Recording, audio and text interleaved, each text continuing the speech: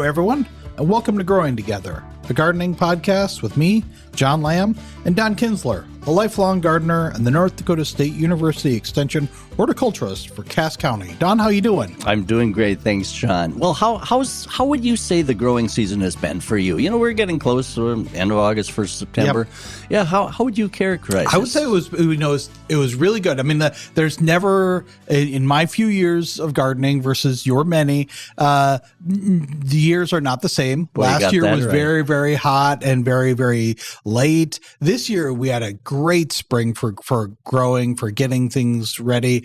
We had a great June. July was very, very dry, and August things bounced back. But yeah, no, I would think it was if this was your first year gardening, this was a good year.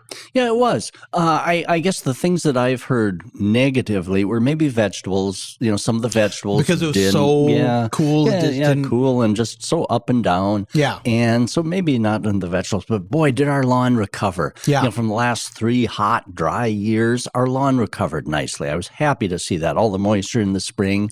There were some tree leaf diseases that were common, but all in all, you know, I'd say it was a good gardening season. You know, maybe not the best I've ever seen, but a good gardening season. And you know what is always fun is what we do this growing season affects what we do next year. That's both in plants that continue to grow, but also in our own mind. You know, we think, boy, I really like that combination of my pots and planters, so I'm going to do that. Or maybe I didn't like it, so I'm not going to do that. So it's interesting how these years go in kind of an upward spiral. We learn, and okay, next year isn't just we're not cycling the same thing again, but we're going to do an upward spiral using what we learned this year. Every year is a stepping stone, isn't it? Yeah, I like that, stepping stone. And of course, what we're going to do on the approaching Labor Day here has great effect and impact on next year's yard and garden.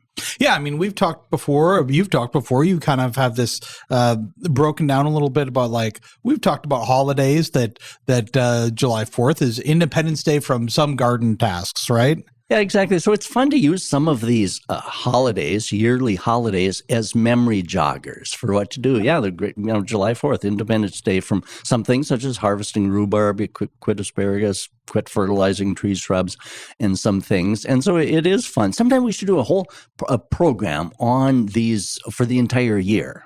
Starting out, tax day is one. Well, I've never heard. What do you do on tax day? Oh, yeah, April 15th, tax day. That's the day on which you need to get preventer crabgrass down. Oh, really? Well, I guess, tax day makes you crabby. So easy to remember that way. Easy to remember, get your crabgrass preventer down. And so, yeah, sometime we should do a podcast giving the whole year of those in kind of a quick synopsis. So anyway, Labor Day here is one of those that's a good memory jogger.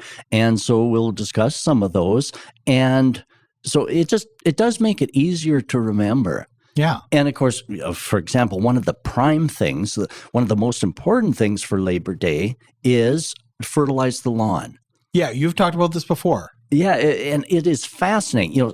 Sometimes by this point in the growing season, we've enjoyed our lawns, we've mowed our lawns, but it's easy to let your guard down. Okay, now I got to admit, the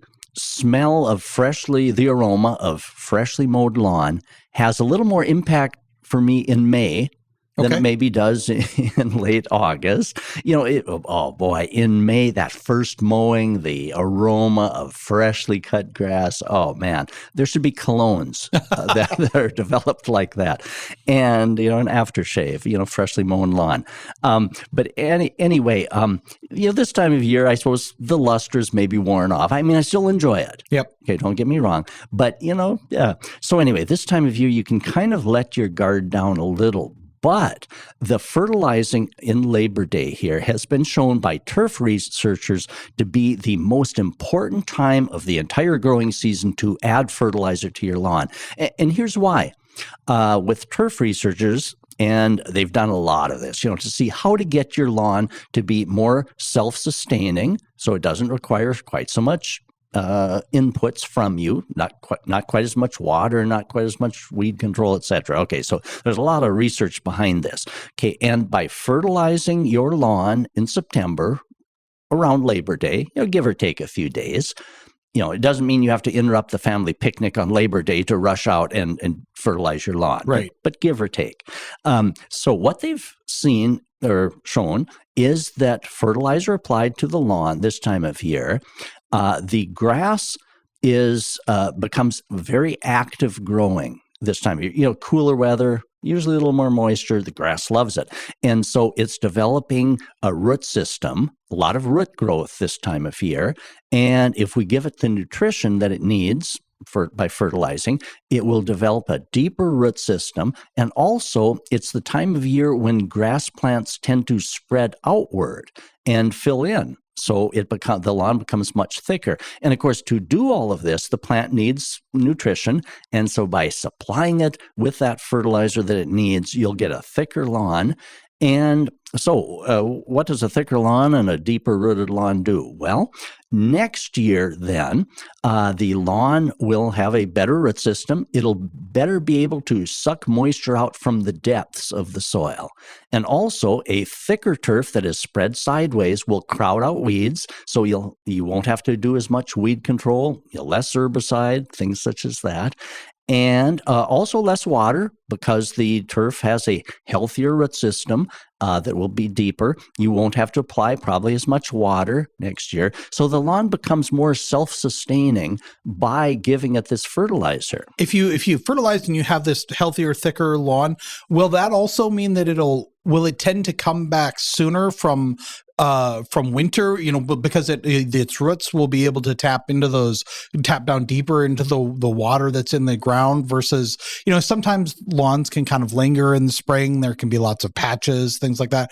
But if you have a healthier lawn, do those tend to green up? Right. Yeah, you got it. It does. It greens up faster, healthier in the spring. And now I've seen this with my own eyes because two falls ago, I was fertilizing our lawn around Labor Day, as is recommended.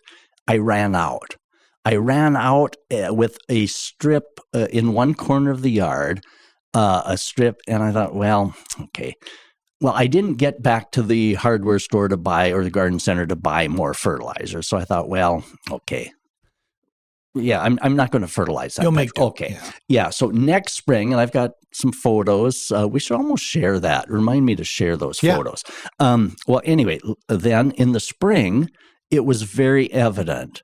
The area that I had fertilized looked great. Nice, green, rich. The area that I had run out of fertilizer was a lighter green, and it was day and night difference. It's like, wow, fall fertilizing, this really works. Kind of like wearing a Band-Aid when you've been tanning or something and you take it off. Exactly. That was exactly the look. So it's not like, well, this is just a nice extra. It actually made the lawn healthier. In fact, the inputs that we put, such as fertilizer now, it's an investment in the future next year. And I've got to tell you, I remember very clearly the area that I didn't fertilize that fall. And even though then the next spring I fertilized, and I can still see that area isn't as healthy. And, so what we do is it's an investment in the future. So it can affect things, a year or so down the road even. So even though I have fertilized that area, in the meantime, I can tell that it's still lagging a little behind. And so it's interesting. With the fertilizer, do we want to be looking, is there a different fertilizer to use in spring versus in fall? There are. On the shelves, garden centers and hardware stores this time of year, you'll see lawn fertilizer with a big label on front called winterizer fertilizer. And the winterizer fertilizers have a little more potassium.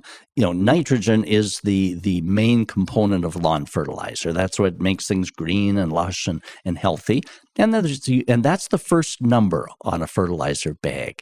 By the way, if you look at that number on the fertilizer bag, if you look at a bargain brands, they'll usually have less ingredients. They'll have less strength of the nitrogen. So you do get what you pay for. Okay. So definitely. So the bargain brands, you're not getting quite as much active ingredient in that. So anyway, back to the winterizer type fertilizers. Now, the turf researchers in our area say the The jury is still out on whether our soils and our cool season grasses actually need that extra potassium. Um, the the fertilizer companies that put that in and label it as winterizers, they are targeting that mostly for southern type grasses, which are different grass species. And so it's unknown whether adding that extra potassium is really beneficial or not. We just don't know. But I mean, using the winterizer fertilizer, that's fine. But you could also just use the regular fertilizer, the same that you would use in the spring of the year. That's fine too. It doesn't have to be the winterizer type, and it's still unknown as to whether that actually provides much benefit. So now, fertilizing around Labor Day, great for the grass, very healthy. It's important not to fertilize too late into the fall here. For example, fertilizing into October has been shown to possibly cause a flush of lush growth that might not toughen in enough for wintertime, and you could get some winter kill on that lush, soft grass. So we fertilize early in September, so we'll get the good, healthy growth, but also it'll give the lawn a chance to gradually slow down in October and be ready for winter. So that's why this is kind of that prime time. Do we want to fertilize? How do we want to handle fertilizer around water? If it's going to be raining, do we want to hold off until it's going to be dry for a period? Do you want the fertilizer to sit on dry grass, or do you want to water it in? Should we try to do that before it's going to rain? Watering in is the key, is the key statement there. So watering it in if no rain is expected, or many of us try to get out there right before some rain is expected. Because the granular fertilizer, and that's the most common way that most of us apply our fertilizer, are the granules, the spreaders and things, and because it's just easy and convenient. But those granules need to dissolve into a solution that the root system can drink on up. It's interesting. When I think of that, I think, roots don't have teeth. They can't really chew granules like breakfast cereal. And so they do need those granules to become a water solution so that they can absorb it and drink it on in. So that moisture is very, very important in that. And so if you don't get a half an inch of rain at least, then you may want to water it in if we do head into a dry fall. So that is very important. And so anyway, one other thing I should mention, if you've got a newly seeded lawn, one that's fairly recently seeded, such as I suppose this summer, the regular strength fertilizer might be a little too hot for it, a little too intense. But the national chains and garden centers do sell fertilizer products, lawn fertilizer products, especially for newly seeded lawns. And it says that right in big bold print on the label. So that's a good alternative too. I just mentioned seeding on lawns, and the fall here, September, is a great time to seed a lawn. If you've got a brand new lawn, you're starting from scratch, great time to seed. And now the reason that lawn seeding is so effective in September is this. The soil has had all summer to heat up. So that big soil mass is nice and hot and warm. And when you seed your grass, the warmth of that stimulates the grass seed to sprout quick. Seeding in May works too, but if you think of it, in May, we're just coming off a cold winter and that big soil mass is barely thawed out, and so there's a lot of coolness there, and grass seed won't sprout until the soil temperature is 55 or above. So we've got nice warm soil now, so the grass seed is going to sprout easier. And also, as our days get a little shorter, the temperatures get a little more mild, the air temperatures, the grass seed is easier to keep moist. In the spring of the year, when we're going to be facing summertime coming on up, it's a little harder to keep that seed bed uniformly moist. And so September is a great time to seed, whether you're doing fill-in on patches or maybe overseeding. And keeping that surface uniformly moist is so important. If grass seed doesn't take, it's usually because it just hasn't been kept moist enough.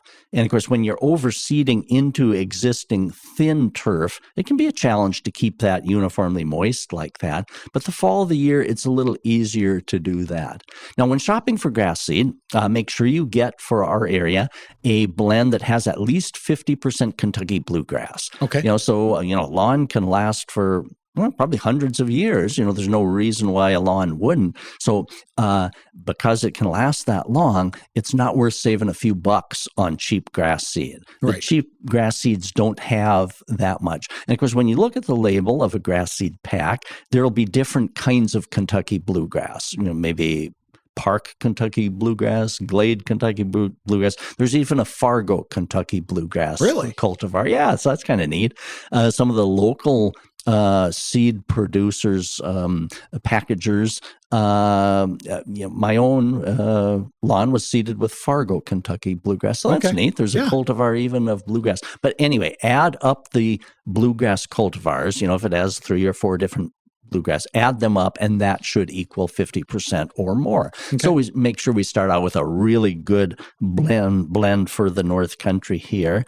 And the key cutoff date is about September 15th. So again, over the Labor Day weekend, perfect.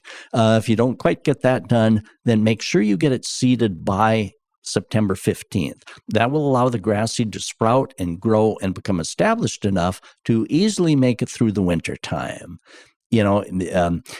Jumping ahead a little bit, if you don't get it done by that September 15th window, you can dormant seed right before the snow flies. But I don't want to talk about snow flying yet. No.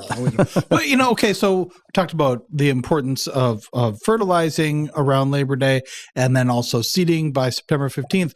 What should you do first? Great question.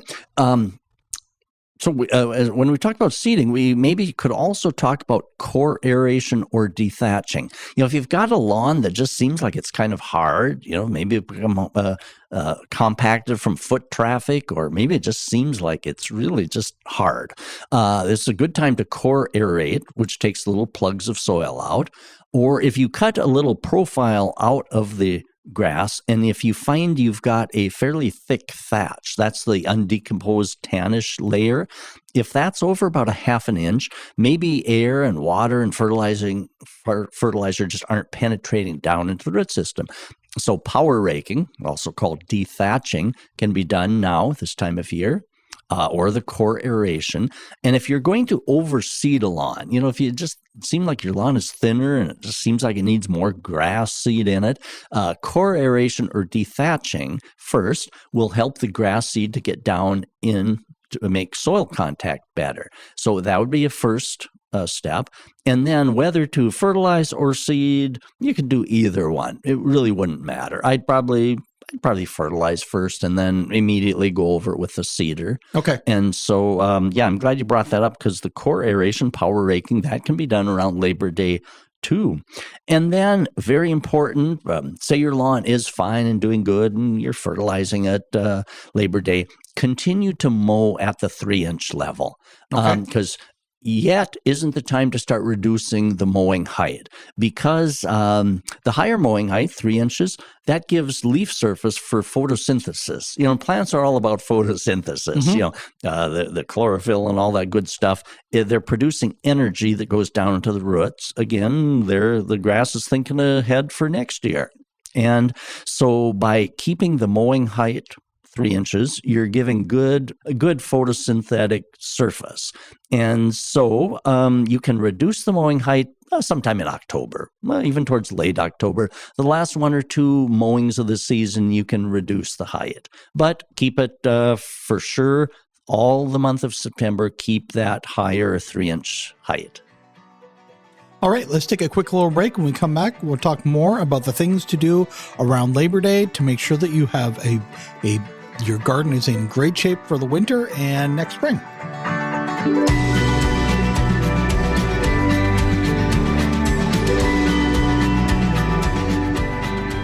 Get 3 months of local news for just 99 cents a month. You'll get unlimited access to the news you need to stay engaged and connected to your community.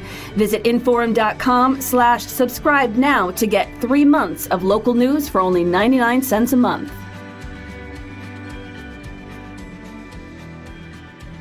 All right, we're back, and we're talking, of course, about the garden. But this week, with Labor Day, the time here, we're talking about some things to do, using that as a time to look on your calendar, and the things that you should be doing in this first part of early fall to make sure that you have a better garden for next year, better lawn and garden for next year. And one of the things when we were talking about the lawns, one of the things to ask is, what about weed control?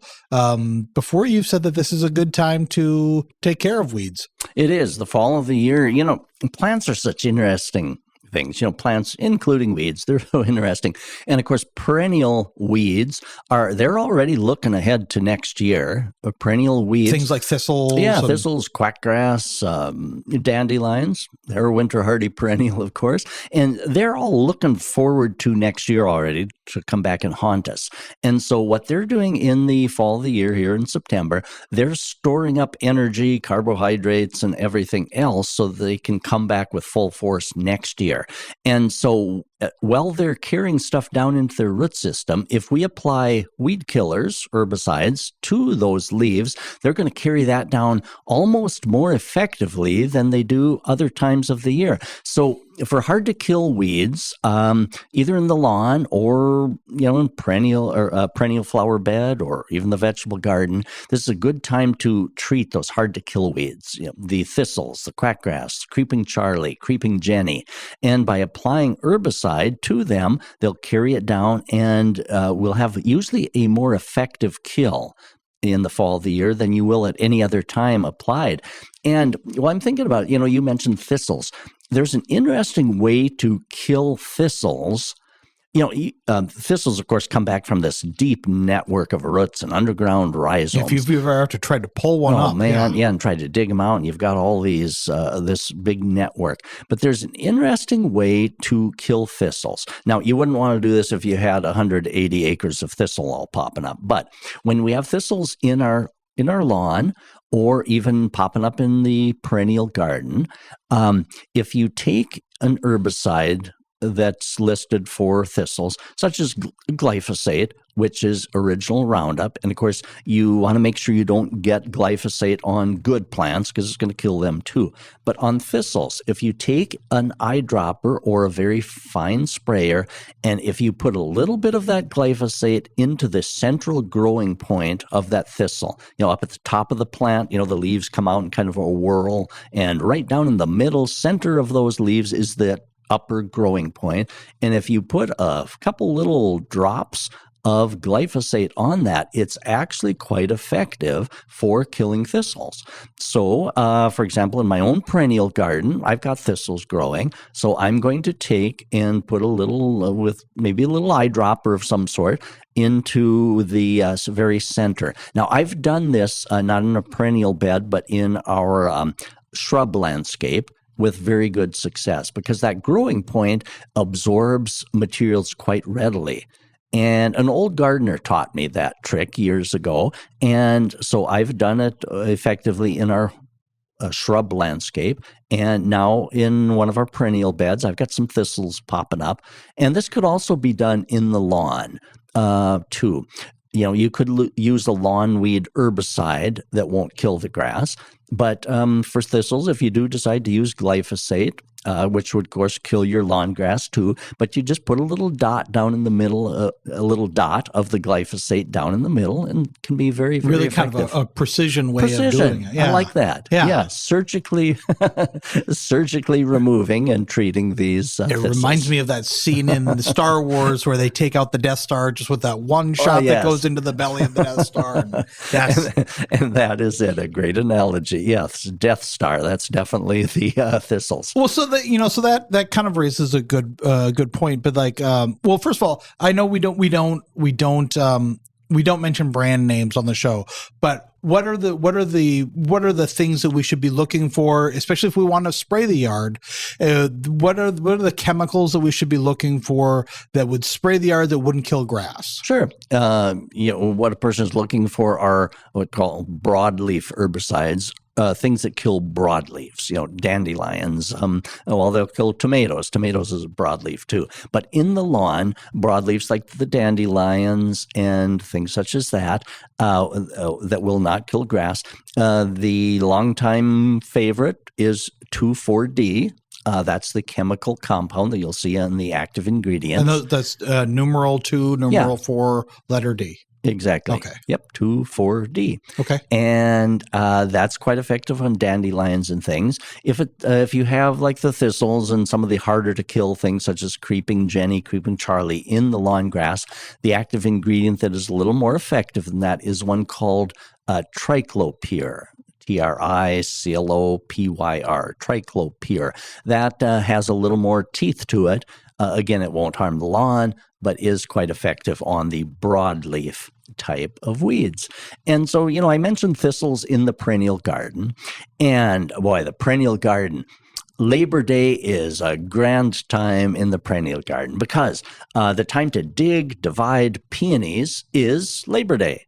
And a great time also to plant a new peony from the garden center. I want to get some of the new varieties of peonies have stronger stems. Yep. I mean, I still like my old favorites, but, unless I cage them, they tend to plop a little bit. So some of the newer varieties of peonies were developed for stronger stems. So around Labor Day here, I want to buy and plant from garden centers a new type of peony. I'm excited for that. Also, digging, dividing, planting iris. Great time for that. Daylilies. This is also a traditional time to do that. True lilies that grow from a bulb. It's a great time for that. Oh, and tulips. Any time of bulbs is good time. Yes, exactly. Tulip bulbs. The fall, of course, September here is grand time to plant tulips. I bought a nice collection of, they're called Darwin hybrids. And for anybody that would like to plant tulips that have a greater chance of coming back each year, the Darwin hybrids are a stronger ones that come back. Tulips over time we should do a whole show on tulips because there is a way to get them to come back. Well, I'll be a spoiler. It's when they're blooming and have good leaves in the spring, fertilize them. Oh, okay. Very important to rebuild the bulb. But anyway, now this time of year, and don't delay too long on planting your tulip bulbs because when you plant those, they aren't just sitting there. They're producing roots. You plant them, you water them, they'll start producing roots. So if we plant tulips too late in the fall, when the soil is going to freeze solid, they don't have as long a time to root in. Okay. So, and that's especially important, like with daffodils and hyacinths and some of those, they especially need a longer time to root in. So get our daffodils and hyacinths planted very, very soon. So in the perennial garden, man, what a grand time to be working with some of these things. Again, just imagine what that is going to do next spring, when you planted a whole bunch of tulips or you've dug and divided your old iris bed, and next year that's going to look so much better. We've got a lot of, there's going to be starting construction on the street, and I'm nervous that you've been over, you've seen our yard. On our boulevard, the previous owner planted hostas around the water turnoff valve because the husband kept hitting that valve with the lawnmower. And I think we're going to have to move those. I know it's probably not an ideal time, but I'm hoping that once we get towards Labor Day, when it's a little cooler, we can still dig and divide hostas. Sure. And even though there are recommended times, best times, the best time to dig and divide, move a hosta is in spring, early spring. Sometimes we don't have a choice, but there are some things we can do to maximize the success when you're going to move something that you need to, and it's maybe not the exact best time. And the keys are this. Prepare the new spot ahead of time. Get that already dug and maybe even dig the hole. And then when you're ready to dig up the hosta, dig it up quick, surround the roots with plastic. Don't let the roots even think about drying out, because even a few seconds of the roots exposed to air can start to kill those fine roots. Really? Okay. So dig them up, either stick them in a big pot or a container, or stick them in a garbage bag, the plant, and get that over to the new location. You see, if you dug the hosta up and then kind of leave it sit while you're digging the new hole, there's more chance of air killing those roots. So that's why I prepare ahead. So get the hosta over into the new hole, fill it up with soil, water it immediately, and that can be really successful. The hosta might not even know it's in a new location. Right. If you do it, pretend that the newly dug hosta is bleeding to death. and get it in its new location and with treatment as soon as possible. I always, that allowing roots to expose themselves to air like that is probably one of the key things that can go wrong. Okay. And so I think it's going to work for you. Yeah. Because, you don't know if they come along to dig up that water area. You don't know what might happen. Yeah, and they've been putting a lot of material out on the boulevard. So I think I just don't want them to get crushed. Yeah, exactly. So, yeah. And, so I think that's going to work for you, even if you do move them. And of course, this time of year too. Oh, if we think about our pots and planters, this is a good time to start geranium cuttings. Take geranium cuttings. Okay. Now there are a couple of ways to keep geraniums from one year to another. Okay, before frost, you can dig up the plant out of the containers, and I also do that. I do this. So rather than hauling in the big containers full of geraniums, you take each geranium out of the containers and pot them back up into like a 4-inch square or round pot, kind of the type of pot you bought them in from a garden center. Okay. So pot them back up into those, each geranium individually, and they're just easier to handle for the winter that way. And I grow them under fluorescent lights in the basement, or you could grow them in a sunny window. We could do a whole show on how to bring them in and kind of keep them dormant, hang them up in a cool spot, or, a lot of these age-old ways to keep geraniums in. But so anyway, you can, an easy way is just to pot them up and grow them under lights in the basement. Okay. That works really, really well.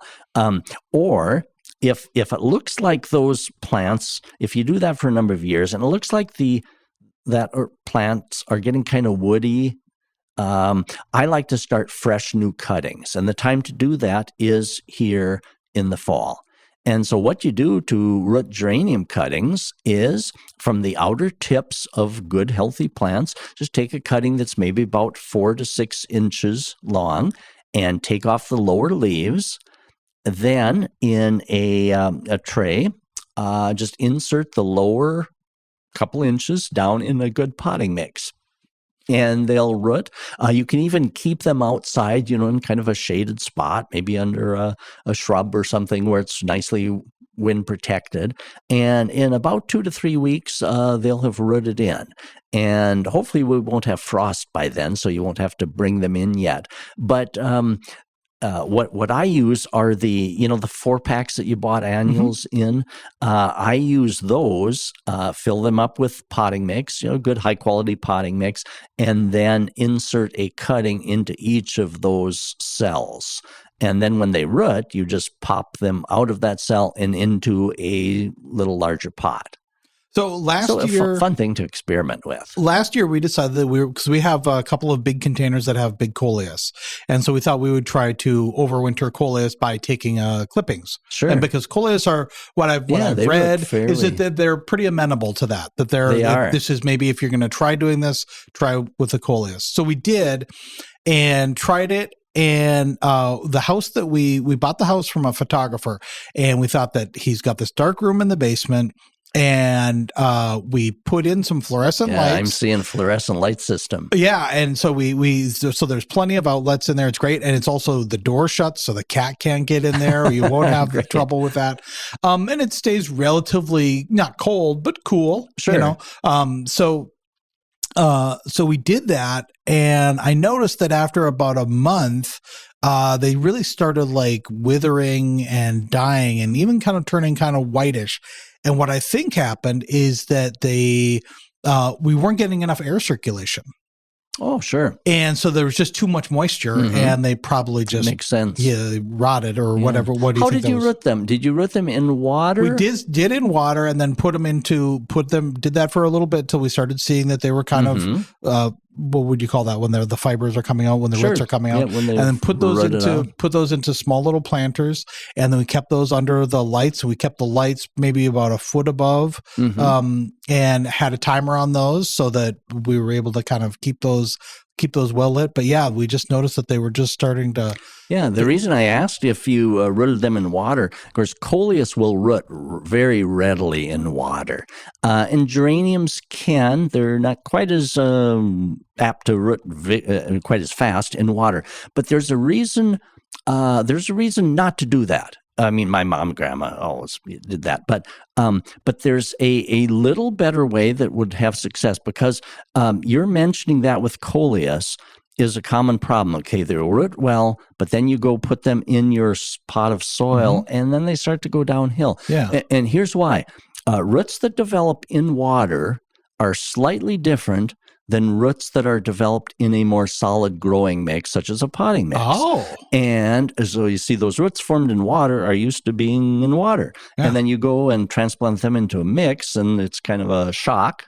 And they might make it. Sometimes they don't. There's more chance of something going wrong. Whereas roots that form in a potting mix type thing are already used to being in a potting mix. So then you go to transplant them into a little larger pot, they're already well accustomed. Okay. And so I found with coleus, because I've done both, but that's why I've gone to rooting them in more of a solid mix, a potting type mix, or maybe one in which you've added a little extra perlite. Those are the little white crunchy beads. Or vermiculite. Those are little kind of golden flakes. So a potting mix kind of amended with something else for drainage, a little better drainage, and you'll get roots that form nicely, and then they transition a little better versus something that is rooted in water. But I know, rooting in water can be very successful too, but there's a little more chance. But you see the difference between roots formed in water versus roots formed in there. Good to know. And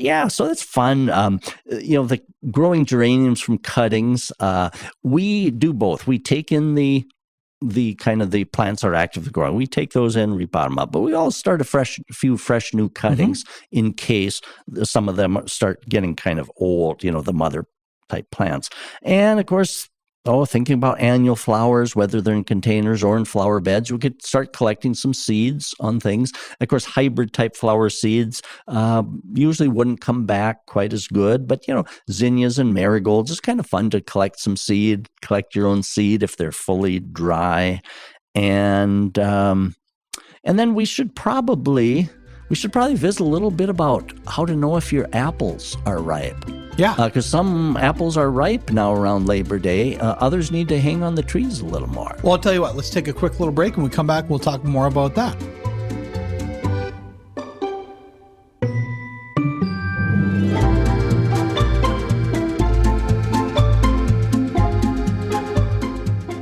If you're loving this podcast, be sure to check out our full lineup. From news and local politics to sports and true crime, find your next great listen right now at inforum.com/podcasts. That's inforum.com/podcasts.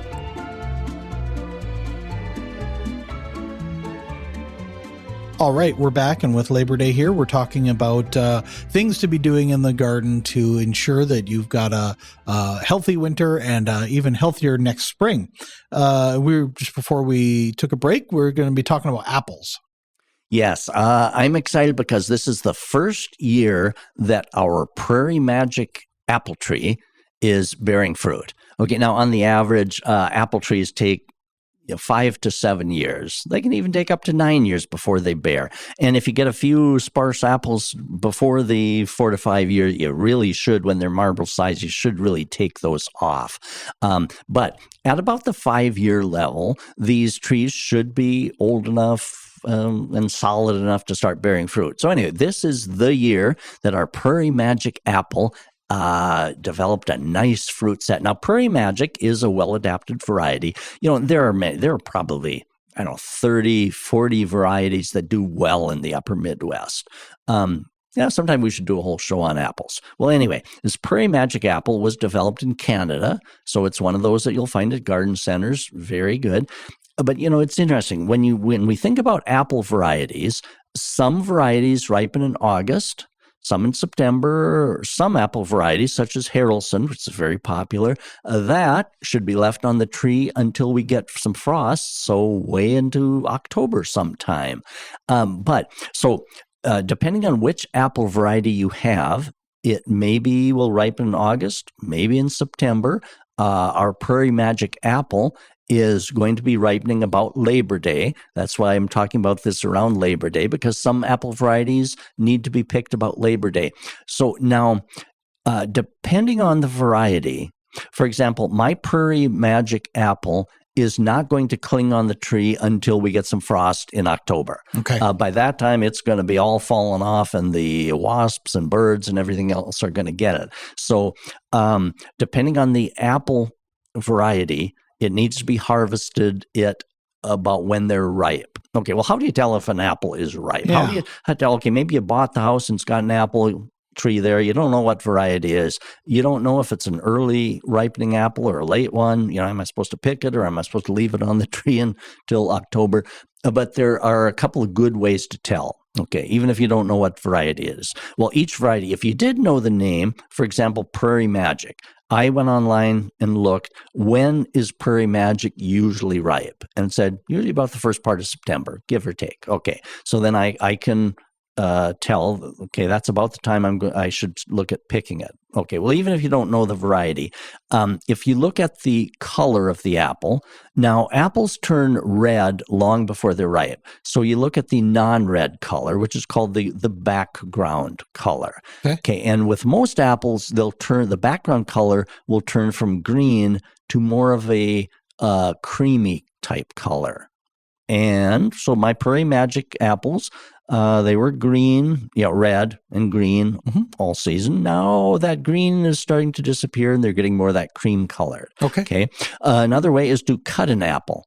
A ripe apple, it has blackish brown shiny seeds inside. If they're still tan, that means that apple isn't ripe and should be left on the tree. Okay. And if a lot of the apples are starting to drop, and if when you grab an apple and give a slight twist, if they're coming off easily, then it's a good sign that those apples are about ready to be harvested. Okay. But if it's one of the late apples and you sample one and cut it, and the seeds are still tannish inside, then it should be left on.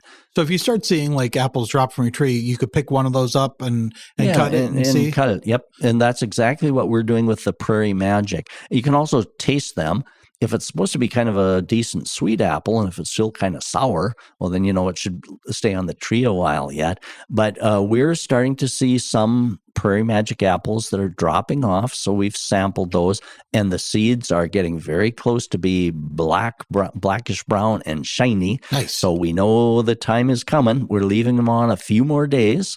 And I'm thinking by the end of the Labor Day weekend, we might be picking those. Okay. And they're nice size.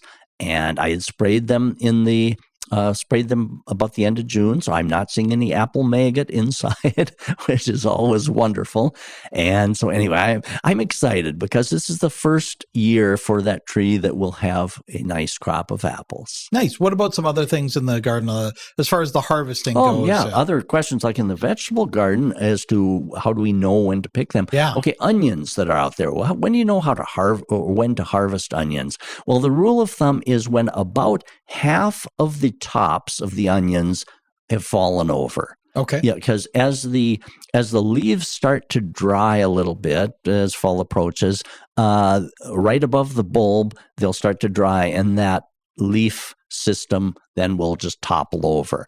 I prefer to leave them in the garden until the tops have dried down more, and try to dig them before we get lots of rain. If we're going to get a week of rain, I like to get them out of the garden before that. But I tend to like to leave the onions in the garden until those green onion leaves have gotten drier. And I've just found that works well. And then it's a little easier to cure them and dry them down for winter storage. Now, squash, like the buttercup type squash, those can stay on until frost collapses the leaves. If you'd like to start eating a few of those, a couple of ways to tell if a winter type buttercup type squash are ready and decent quality. would be to look at it's called the ground spot. Most of the buttercup type squash have a circular spot. Okay. And when that goes from kind of a greenish yellow to an orange, that's a good sign. And also try to indent them with your thumbnail. A very good test. If you can indent the squash rind with your thumbnail, it's still too early. Okay. But if it's good and solid and hard, and it's kind of lost its glossiness and is a little duller in color, then that winter squash is about ready to be harvested. But for the entire squash harvest, I think it works very well just to let the squash collapse the vine, and then they're easier to find and to harvest. Let's see. Pumpkins are kind of that same way. Carrots, of course, you can leave them in the ground until we get some cooler weather. I was going to say, carrots, it can actually even get sweeter the longer that you got it, John. But how do you know when? Because you can't see them. Yeah, exactly. You just see the fronds up on top. Yeah, exactly. So how do you know? But as you mentioned, John, the cooler temperatures of fall encourage the carrots to build up more sugars down in the root system. So they can be left in right before the soil freezes. Now, I've waited a little too long, and then the soil freezes, and I can't get a shovel down in, so don't do that. Some people used to cover the rows of carrots with straw and keep the frost from going down in, and then they'd harvest them well into probably Thanksgiving or even Christmas if you had enough straw on top. But generally, carrots should be dug right before the ground is going to start getting some frost down in it. So looking, I suppose, the month of October, late October, you'd probably want to get the carrots harvested. Okay. But delaying definitely does make them sweeter. Okay. We started eating our first batch actually last night, just because, and I mean, they taste wonderful, but they're going to get sweeter. But we wanted to start enjoying some of them. So there's nothing wrong with digging a few and start enjoying the flavor now. Potatoes. Potatoes should be left out in the garden until the vines have dried and collapsed. You could start using a hill or so now. That's all fun. But the longer you let them stay in the ground, the skins will become harder and not as easily bruised.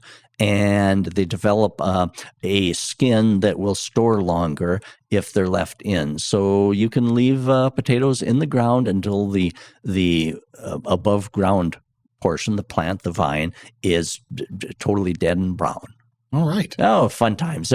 This is actually kind of an exciting time of year around Labor Day because there's so much to do around the yard, the garden, the flower bed, the vegetable garden. So this, to me, is an exciting time. And especially when it comes to, giving right up to the harvest of things, like you're going to be able to taste that. You're going to be able to reap the rewards, literally.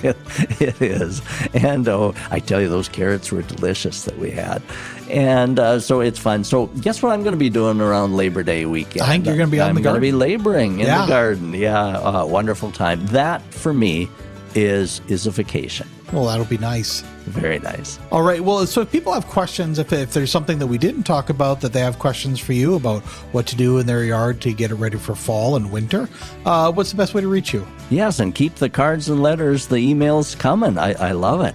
And the best way is Donald.Kinsler, spelled Kinzler, at ndsu.edu. And great to hear from those of you that emailed in.